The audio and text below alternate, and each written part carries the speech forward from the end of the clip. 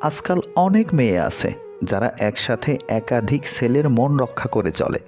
তাই এই ভিডিও থেকে জানতে পারবেন আপনার প্রেমিকা অন্য কোনো ছেলের সাথে আপনার অগোচরে প্রেম করে কিনা। এই বিষয়ের উপর 10টি গুরুত্বপূর্ণ লক্ষণ বিস্তারিতভাবে আলোচনা করব। তাই ভিডিওটি সম্পূর্ণ দেখার অনুরোধ রইল। নাম্বার 1, মোবাইল গোপন রাখা বা আচরণে পরিবর্তন হওয়া।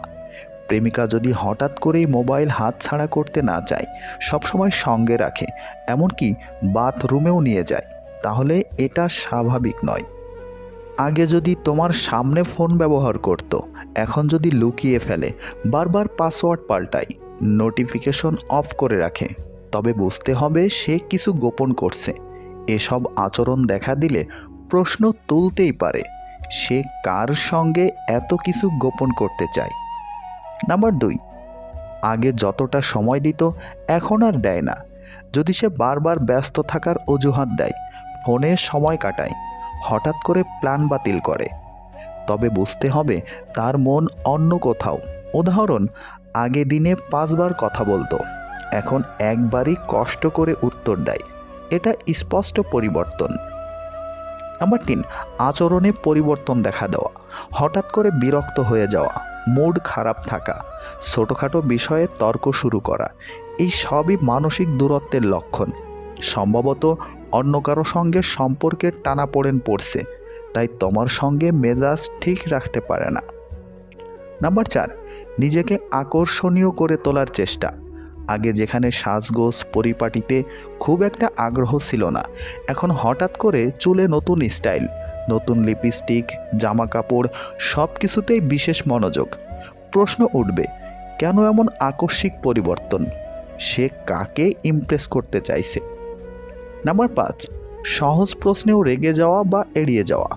যদি তুমি জিজ্ঞাসা করো সারাদিন কি করেছো, আর সে বিরক্ত হয় বা রেগে যায়, সেটা অস্বাভাবিক। এই রকম আচরণ তখনই হয় যখন কেউ সত্য আড়াল করতে চায় বা অপরাধ বোধে থাকে। নাম্বার 6, কল লিস্টে অচেনা নাম্বার বা মেসেজ। প্রেমিকার ফোনে হঠাৎ কোনো নাম্বার ঘন ঘন দেখা যায়, অথচ সে বলে ভুল নাম্বার বা বন্ধু, তবে সেটা সন্দেহজনক। অনেক সময় নাম্বার সেভ করা থাকে ছদ্মনামে, যেমন কাজের আন্টি, লাস্ট নাম্বার, বা কোনো মেয়ের নাম দিয়ে আসলে ছেলেকে রাখা। নাম্বার 7, সোশ্যাল মিডিয়ায় একসাথে কিছু শেয়ার না করা। আগে যদি তোমার সঙ্গে ছবি, স্ট্যাটাস, গল্প শেয়ার করতো, আর এখন হঠাৎ সেগুলো ডিলিট করে দেয় বা প্রাইভেট করে রাখে, তাহলে বুঝতে হবে সে সম্পর্ককে প্রকাশ করতে চায় না, কারণ সে হয়তো অন্য কাউকে নিয়ে এগোতে চায়। নাম্বার 8, হঠাৎ মন খুশি বা উপহারে পরিবর্তন। প্রেমিকা যদি হঠাৎ করে খুশি থাকে অথচ তুমি কোনো কারণই জানো না, বা যদি নতুন উপহার দেখা যায় যা তুমি দাওনি, তবে জানতে হবে সেই খুশিও উপহার কে দিচ্ছে। নাম্বার 9, উল্টো তোমাকে সন্দেহ করা শুরু করা। অনেক সময় যে অন্যায় করে সেই উল্টো অপরকে দোষ দিয়ে আত্মরক্ষা করে, যেমন তুমি কার সঙ্গে এত কথা বলো, তোমার ফোন আমি দেখব। এগুলো অনেক সময় নিজেকেই ঢাকার চেষ্টা। এবং নাম্বার 10, চোখে চোখে তাকাতে না পারা। যখন একজন মানুষ মিথ্যা বলে বা মনে কিছু লুকিয়ে রাখে, তখন অনেক সময় সে চোখে চোখে তাকাতে পারে না। আগে যদি প্রেমিকা তোমার চোখে নির্ভরতার সঙ্গে তাকাতো, কিন্তু এখন যদি সে চোখ এড়িয়ে চলে, দ্রুত দৃষ্টি ফিরিয়ে নেয় বা অস্বস্তি প্রকাশ করে, তবে সেটাও ভিতরে কিছু লুকানোর ইঙ্গিত হতে পারে। চোখ অনেক সময় মনের সত্য প্রকাশ করে, তাই এই আচরণে খেয়াল রাখলেই বোঝা যায়। এই বিষয়টি একা দেখেই সিদ্ধান্ত নেওয়া উচিত না, তবে এটা যদি অন্য সন্দেহজনক আচরণের সঙ্গে মিলে যায়, তবে অবশ্যই মনোযোগ দেওয়ার মতো বিষয়। একদিন মন্দিরের মেঝেতে থাকা একটি সাধারণ পাথর মূর্তি বানানো এক পাথরকে বলছে, ও ভাই, দেখেছো আমরা দুজনই পাথর, অথচ মানুষ তোমাকে কত আদর, ভালোবাসা ও সম্মান করে, তোমাকে ফুল দিয়ে সাজিয়ে রাখে, তোমাকে ভক্তি করে, তোমার পায়ে মাথা ঠেকিয়ে প্রার্থনা করে, আর আমাকে মানুষ পাড়িয়ে পাড়িয়ে পিষ্ট করে ফেলে। তখন মূর্তির পাথরটি মেঝেতে থাকা পাথরটিকে উত্তর দিল, আজ হয়তো তুমি আমাকে দেখছো, মানুষ আমাকে ফুল দিচ্ছে, পুজো করছে, কিন্তু যেদিন আমাকে লোহার যন্ত্র দিয়ে খুঁচিয়ে খুঁচিয়ে রক্তাক্ত করে এই মূর্তিতে পরিণত করেছে, সেই কষ্ট বলার মতো ভাষা আমার নেই। আমি সেদিন সহ্য করেছিলাম বলেই আজ মানুষ আমাকে ফুল দিচ্ছে, পুজো করছে, আর তুমি সাধারণ পাথরের মতো দিন কাটাচ্ছ। গল্পটি থেকে কি শিখলাম? কষ্ট হলেও নিয়মিত কাজ করে যেতে হবে। একদিন মানুষ আপনার পিছনে ছুটবেই। একদিন স্বামী আর স্ত্রী বেড়াতে গেল চিড়িয়াখানায়। তারা দেখল একটি বানর তার সঙ্গিনীর সাথে খেলছে, খুনসুটি করছে।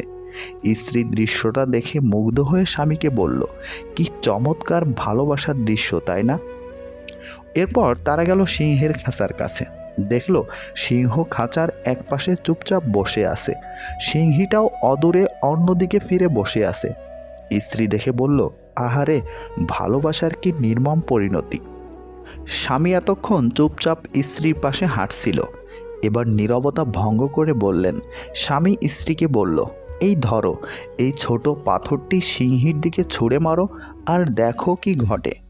মহিলাটি যখন ছোট পাথরটি সিংহীর দিকে ছুঁড়ে মারল, সিংহটি তখন ক্ষিপ্ত হয়ে গেল, সঙ্গিনীকে বাঁচানোর জন্য গর্জে উঠল।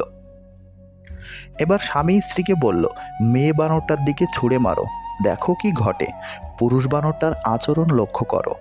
স্ত্রী ছোট পাথরটি বানরের দিকে ছুঁড়ে মারল। দেখা গেল ছুঁড়ে মারার আগেই স্ত্রী বানরটা নিজের আত্মরক্ষার্থে ছুটে পালিয়ে গেল। সঙ্গিনীর দিকে একবারের জন্যও ফিরে তাকালো না। স্বামী বলল, মানুষ তোমার সামনে যা প্রকাশ করে তা দেখে প্রভাবিত হয়ে যেও না। অনেক মানুষ আছে যারা তাদের বানোয়াট, লোক দেখানো আবেগ, অনুভূতি প্রকাশ করে অন্যকে প্রতারিত করে। আবার অনেক মানুষ আছে যারা তাদের ভেতরে গভীর অনুরাগ, ভালোবাসা লুকিয়ে রাখে। আর বর্তমানে এই সিংহদের চেয়ে বানরদের সংখ্যায় বেশি। আর মানুষ এই বানরদেরকেই আজকাল বেশি পছন্দ করে।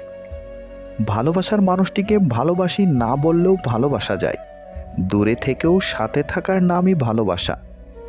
ভালোবাসো তাকেই যে তোমাকে ভালোবাসে। ভালোবাসার জন্য আলাদা কোনো দিন লাগে না। ভালোবাসা থাকলে প্রতিটা দিনেই ভালোবাসার দিন। বিশ্বাস রাখুন নিজের প্রতি, কখনো দমে যাবেন না। প্রয়োজনে ঝুঁকি নিন, তবুও কখনো পিছু হাঁটবেন না। দেখবেন একদিন আপনার বিশ্বাসই আপনাকে সঠিক পথের সন্ধান দেবে। ভালোবাসা পাওয়ার জন্য সবাই স্বপ্ন দেখে, আর তুমি না চাইতেও আমি তোমাকে সেই ভালোবাসা দিচ্ছি। তাই অবহেলা নয়, পরম যত্নে আগলে রেখো। ধনী ব্যক্তি সময়কে বেশি মহত্ব দেয়, আর গরিব মহত্ব দেয় টাকাকে। চলে যাওয়া টাকা একদিন পেয়ে যাবে, কিন্তু চলে যাওয়ার সময়কে আর কখনো ফিরে পাবে না। এই পৃথিবীতে সময়ের থেকে বেশি দামি বা মূল্যবান আর কিছুই নেই। আমরা স্বাধীনতা কেমন করে পেয়েছি সেটা জানার থেকে আমরা গোলাম কেমন করে হয়েছি সেটা জানা আমাদের বেশি দরকার। ভালোবাসা ততদিনই যতদিন অন্ধ, বধির আর বেহিসেবি থাকে। ভালোবাসা ফুরলেই মানুষ হিসেব কষতে থাকে। এই ভিডিওর কোনো একটি কথাও যদি আপনার কাছে ভালো লেগে থাকে তাহলে প্লিজ দেরি না করে এখনই ভিডিওতে লাইক দিন। আর এই ধরনের ভিডিও নিয়মিত এই চ্যানেলে পেতে এখনই চ্যানেলটি সাবস্ক্রাইব করে আমাদের সাথেই থাকবেন। ভালো থাকবেন, ভালো রাখবেন। আল্লাহ হাফেজ।